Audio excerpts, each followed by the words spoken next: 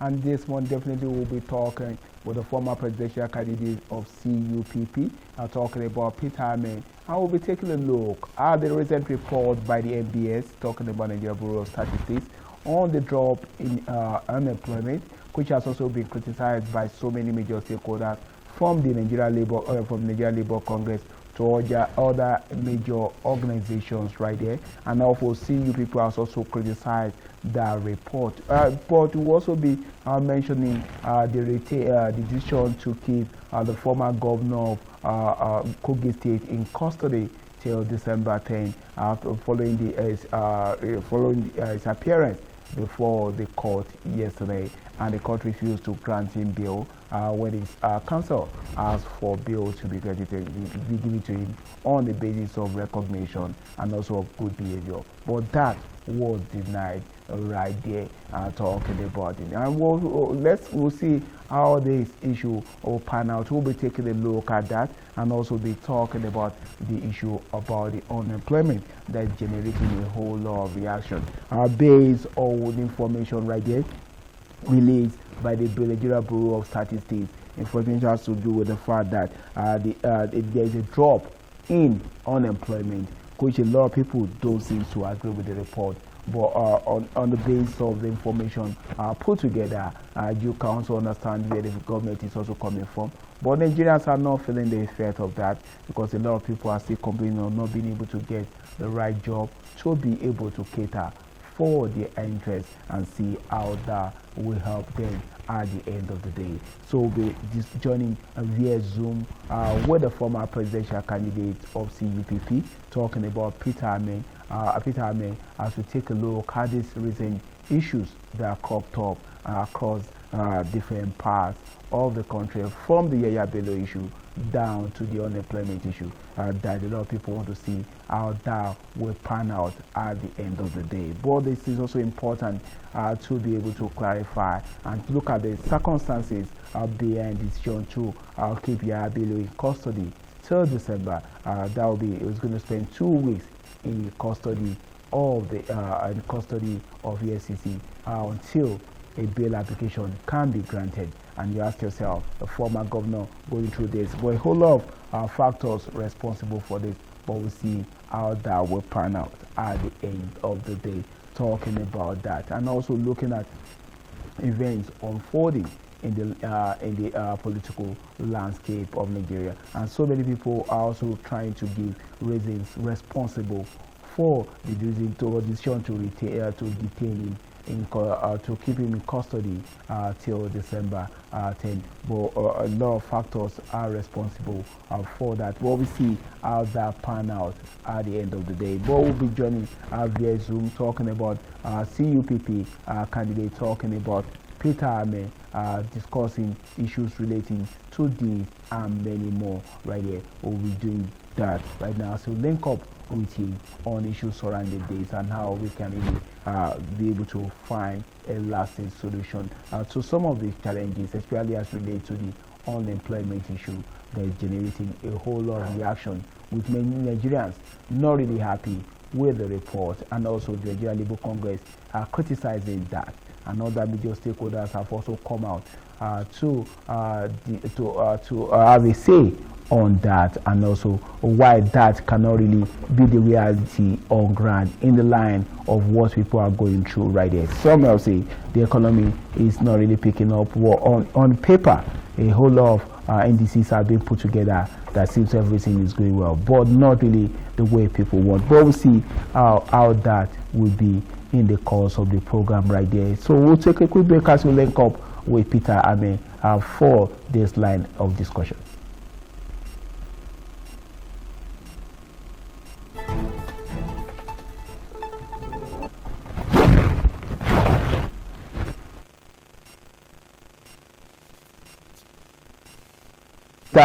Peter Amen, thank you for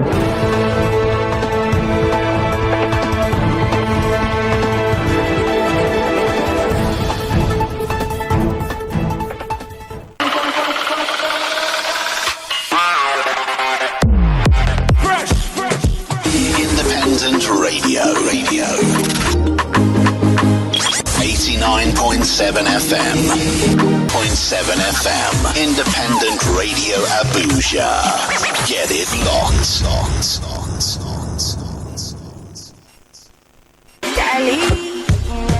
Get ready for the most anticipated event of the year, Miss ITV Nigeria Beauty Pageant. Forms are available free of charge at the following locations: ITV and Radio Corporate Office, Glasshouse, Airport Road, Benin City, or at ITV and Radio Communication Village, Igwosal, Lukubenin, Lagos Expressway, Benin City, or number 10 to 11 Nikita Avenue, ITV and Radio Communication Complex, Mpape Hill, Abuja, FCT, or ITV and Radio Lagos Office, number 15 Akinola Cole Crescent, Tuashe Estate off Adeni Jones, Ikeja, Lagos State, or Purely Events Modeling Agency and Academy, number 10 Ehaipen Street, Benin City. Prizes worth millions of naira to be won by the top 3 contestants and lots of consolation prizes for the top 10. Grand finale Sunday, December 1st, 2020.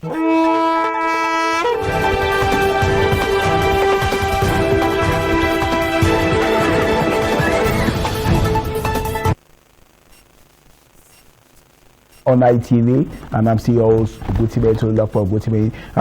Joining us via Zoom this morning is Peter Ame, former presidential candidate of CUPP. A wonderful morning to you, Mr. Peter Ame. Good morning. Okay. Let's start with the story before we get into other discussion. We want to start with the story that has to do with the former governor of Kogi State, talking about Yaya Bello. He was remanded in custody for the next 2 weeks. What do you make of this? What do you make of this issue concerning Yaya Bello? Some people are saying he's been victimized. Some people are saying he should pay for the sins he committed. What do you make of all of this? For me, first of all, I'm from Kogi State, so it's more disheartening that we're talking about over 110 billion naira, misappropriation. Yes, we know that the accused person is innocent until proven guilty in the court of competent jurisdiction. But the fact is that such amount not becoming an issue, and when such amount become an issue, with the perception that turns reality is the fact that they cannot be traced to any vital or project that would impact the lives of our people.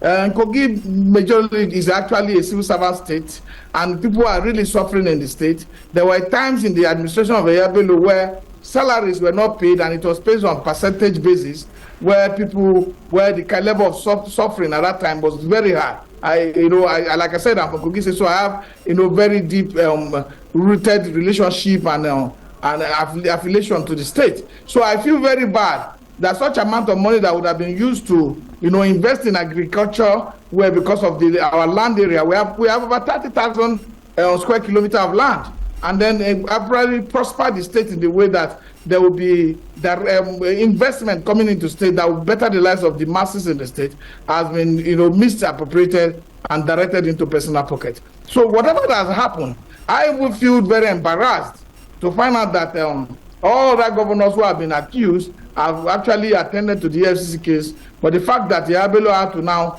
keep himself incommunicado and hidden in government house for a very long period of time is also an embarrassment to our state and to young people who had that opportunity to govern the community. So for generally speaking, this is not a good thing to discuss this morning. It's painful, and where the case is taken to court, EFCC should present all their evidences, and Yaya Bello should present his defense. At the end of the day, it is the judgment of the court that will determine the next course of statement that will be issued by us. Oh. Let me ask you. Let me take you on the cacophony that surrounded the arrest of Yaya Bello. A lot of people have been moved away from the real cause of the matter to the shenanigans that witnessed the arrest of Yaya Bello. Do you think the way Amana EFCC went about it is even the best way to have been able to handle that issue from the onset? EFCC have had their own challenges. They have their own issues with the way they manage corruption issues in this country.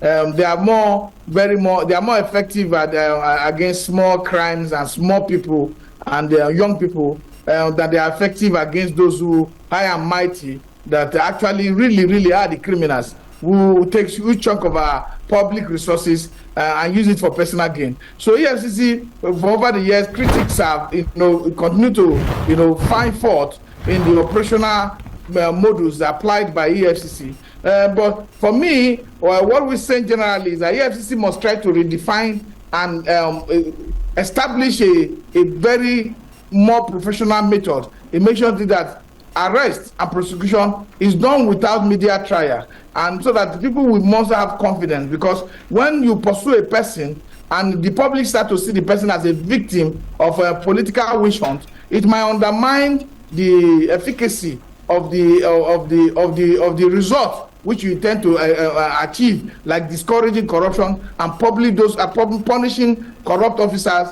through the instrumentality of the law. So it is very important that those areas are put in place. But that does not justify the act of those who have, stolen public funds for personal use. Because public funds are meant for public use. And this public use is meant to better the life of the general public, which we talked about, the protectorate, the masses that are, supposed to benefit from this process. Because when you talk about state workers, the state cannot employ everybody. So the inability of the state to create an enabling environment with the resources that has accrued into the pocket of the state, to create an enabling environment so that other small and medium scale enterprises within the state can also see that environment and do well. Because 110 billion, the supposed missing money or misappropriated money could have done magic to rural road infrastructure, could have done magic to the creation of public community health centers, because a healthy society, begets a healthy growth. So these are the things that we are talking about, that yes, EFCC have their issues, their models should be brought in a place that, data, speaks volume whenever they present the case before anybody, so that they will have a solid, studied case that will start the test of time. But like whatever approach that they have used should not undermine the outcome which it was meant to achieve by creating a form that will deter people from putting their hands into public resources and using it to better the lives of their own immediate family. Okay. Before I leave the issue about Yaya, the refusal of the court to grant Yaya Bello a bail, and the fact that he's going to stay in custody of the EFCC for the next 2 weeks, that probably behind bars. Will it send does it signpost a message to so many people out there who are aspiring for political office, who think they can use political office allegedly and use it to enrich themselves? Past governors have gone to jail. Moguls have gone to jail. Former House of Rep member Farouk just came out of jail. These are not deterred people, because the society itself has an issue. The society encourages corruption in a way. When people come back, you working today, receiving salaries of maybe 200, 300,000, you are making ends meet, and you should be respected for the input and the knowledge that you have put into society to grow. But that is not the case. When you go back to your communities and you find out that those who are in government, who should not be richer than those who are any 300,000 naira, whose basic salary is a public knowledge and comes with a series of convoys, we start building new houses as soon as they get into government, are giving respect. So the society too must create a balance and discourage these exhortations of those who are in public office, who are manipulating, who are stealing public resources to create a show. So it is a societal issue, and because it does not deter people, and the effect has not even been too large, because EFCC must up its game, like I've said. There's NFIU now. NFIU is also tracing finances. They must up their game, so that we must also start to now nip this corruption in the bud. When the money is transferred from the account of government to an account that the purpose is not known, or it is not established by the act of the State Assembly as an act of appropriation for use of public funds, that money should be stopped there. You're not arresting the governor. Yes, he has immunity, but the money does not have immunity. We shouldn't allow people to now use the public fund, and then we'll be talking of recovery. In the process of recovery, it also costs us a lot of money. which the country will not recover from the logistical expenditure that will be generated as a result of people moving from one place to the other, people taking data from one place to investigate the how this money is spent. So it is cardinal and very important, imperative that the FCC need to now start to learn, maybe create a department for early identification of correct proceeds and stopping it from not being utilized, blocking that account, which is to believe that we must be proactive than being reactive. So far so good. The EFCC is doing a good work, and that's why you find out in our last press statement when we found out that there was some clandestine move by some state governors to look for how the EFCC should be scrapped. We made a categorical public statement that EFCC should be let to be and let to function independently from the executive, and giving that whatever necessary support that is required to be able to help our system curb the menace, this situation of corrupt individuals who have led us to nowhere, who makes sure that we don't have a power system that generates power for our people, we don't have a road infrastructures that makes people travel around, and then we do not have security that will protect the lives of the common man on the street. The rampant corruption. These are all by the offshoot of the corrupt practices of public officials. Everything you see today, that Nigerians are suffering, that inflation is rising, that there's poverty, that refinery, the cost of fuel is high. They are all offshoot of corruption. Because today we have refineries. They are not working. We should not be one importing fuel when we take our crude oil to overseas for refining. Then we import the byproduct to our country. So it is unfortunate that corruption has, brought Nigeria to its knees. So nobody should encourage it, nobody should support it, and nobody should look for any way. Yes, people will tell you in a normal statement that is corruption. But this is public stealing. It's authority stealing, like Fela would say. Authority stealing when people use the pen, and people don't understand what they are saying. It is that people gave you a trust to manage their common patrimony, and what you think that is appropriate for you to do is to go dip your hand in that purse, pay children's school fees, build houses, buy luxurious cars, live in luxurious homes and palatial homes at the detriment of the taxpayers themselves. It is unfortunate, it is unacceptable, it is unreasonable and irresponsible of any politician that does that.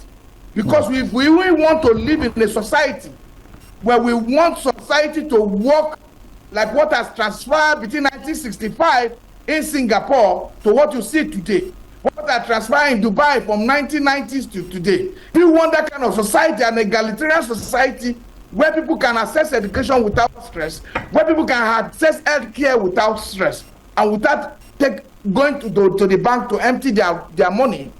Then we must sacrifice. Then we must have people who must be responsible to our people. People who have conscience, who will know that after a period of time, 100 years the highest, most times these days, people will die. What is the legacy? Do people want to leave the legacy of corruption? Do people want to leave the legacy of prosperity? The legacy of connecting 6 lanes from here to Lagos, of creating 6 lanes from 65 kilometers from Enugu to Oka, of creating road from here to Lokoja, that people can move around and look at it and see that even at night, our highway should be as bright as daytime. People can now say, during social time, Nigeria has changed for the better. We talk about Singapore. You can never talk about Singapore apart from the sacrifice of one man. Sacrifice of one man, Lee Kuan Yew, who said that, look, we must do this for our people. Today, people, our own politicians travel there to enjoy the comfort that has been built by one person. And they travel to France, they travel to London, they travel to everywhere. It is unfortunate that a country so blessed with huge resources has found itself in this debacle because of the sense of accurate thinking of those who find themselves in power, whether young or old. Because by 1999, almost people who were elected as governor were young people. Yeah, but you talked about legacy. You talked about leaving something behind. You talked about turning around the fortune of this country. And that will take us to the next discussion that has to do with the recent release by the NBS about the drop in employment rate. And according to the recent statistics, they said the unemployment dropped by 4.3% in Q2. Your party has also criticized this. The Nigerian Labour Congress has also criticized that report. What is it about the report that you people don't seem to believe in the authenticity of that report?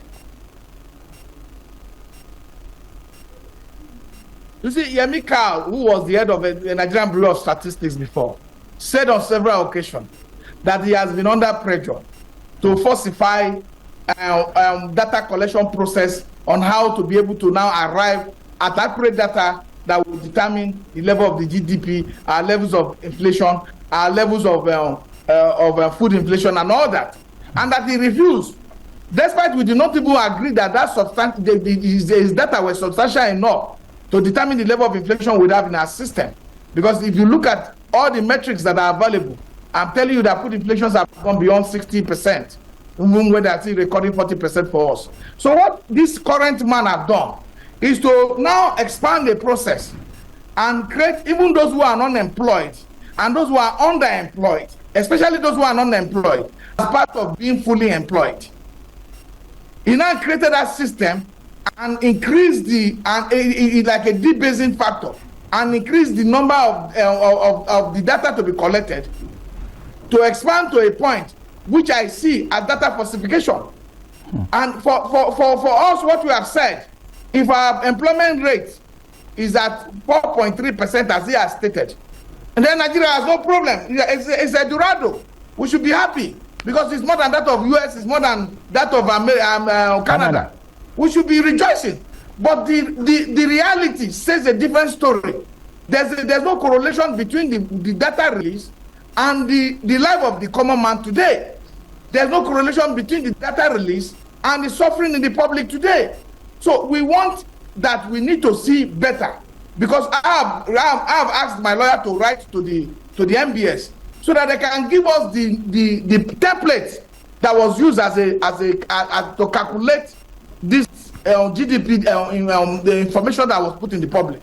I've asked my lawyer to write about that, because we need to have this template, because yes, we can now determine and discuss that this is not true, this does not reflect reality, this is against the confirmation as related to the sufferings of the Nigerian people, and there's no correlation between that and what Nigerians are currently expressing. But we cannot speak to the data specifically today, except we now have the data they have used to arrive at this this. Okay. Part of the metric used, according to the NBS, has to do with the fact that if you are a shoemaker or a cobbler or a roadside shoemaker, you are employed. If you are selling pure water and you are earning something, you are employed. Is it wrong to use part of this, some of these metrics, engaging the increase in the decrease in unemployment rate? That's what I said it. I said these are people who should be captured as people who are underemployed. I said it. Because what is their take-home pay? What did you ask them? How much do they earn a day? How much at the end of the month, what do they earn? Is it up to minimum wage? Because I know people who are these who don't earn anything. They are on our streets here. I spoke to them. Some people say at the end of the month they can get 15,000, 20,000 naira. So how do you capture those people as people who are fully employed? So these are the things I said that. But what I'm saying now is that this metrics, we need to have a comprehensive report. Okay. And we were asking for the certified true copy so that we can have a press conference on this matter, because the data used is faulty. Okay. The question now is, what is the danger of having a report that seems to be far from reality? You just mentioned some of the things we are going through. People are underemployed, people are struggling to survive, the level of inflation is high, and a whole lot of factors are not going. What is the danger of having this kind of report? What will they have on the people and the economy? What's the danger of this kind of report?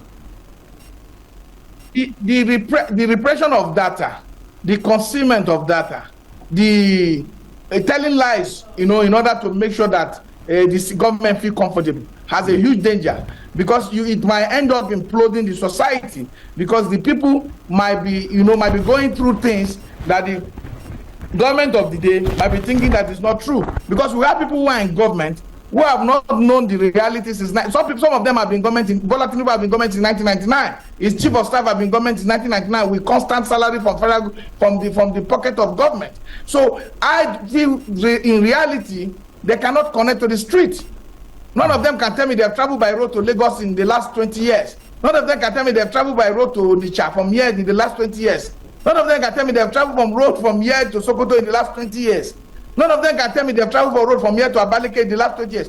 So they do our Akwa Ibom to follow Benue, follow crossover to Akwa Ibom. They don't know these roads. So there's a reality that you want it to accept. So when you repress data, you do not allow government to plan well. Government have defective planning mechanism put in place as a result of the data that you have released. So we need to have a data that shows that the people you have captured, like the artisans, the welders and all that you have captured, we must have a system that will show that they are underemployed, and with certain kind of other incentive, they could do better to be captured as the employment within the employment metrics. So these are the things that falsification of data does. It undermines the reality on ground and also affects the proper planning for the people that have been so affected. Okay. I know time not really on our side right now. I must definitely let you go. I must say big thank you to you, Chief Peter Ame, the former presidential candidate of CUPP, for linking up with us this morning and also shedding light on so many issues pertaining to Yabelo being remanded in court and being remanded in custody, and also the unemployment, the NBS report. So I must say thank you to you for joining us this morning. And that wraps. I must say thank you to you.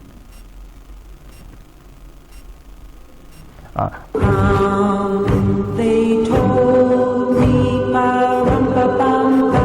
Wow! It's you time! Santa Claus is coming to town. Coming to delight the children and everyone. Courtesy Independent Television and Radio is Father Theophilus! Santa Visitation commences mid-November 2024. So schools, churches, corporate organization, don't miss out! Booking is ongoing. Contact the Commercial Department, ITV and Radio Corporate Office, Glass House, Airport Road, Benin City. Partnering with us, Prince Edo Optimum Gold Limited, where quality and class is the language. We are dealers in different types of tiles, both foreign and local, marbles and building accessories, such as Dyna Marble, Bianco Lassa, Calata Gold Marble, Stecharo Marble, Brand Marble, White Marble, and more. We sell doors of all kinds, both entrance and exit doors, at Prince Edo Optimum Gold Limited. Our services are premium, so make your house a home. Visit us today at number 27 Cook Road, Off Mission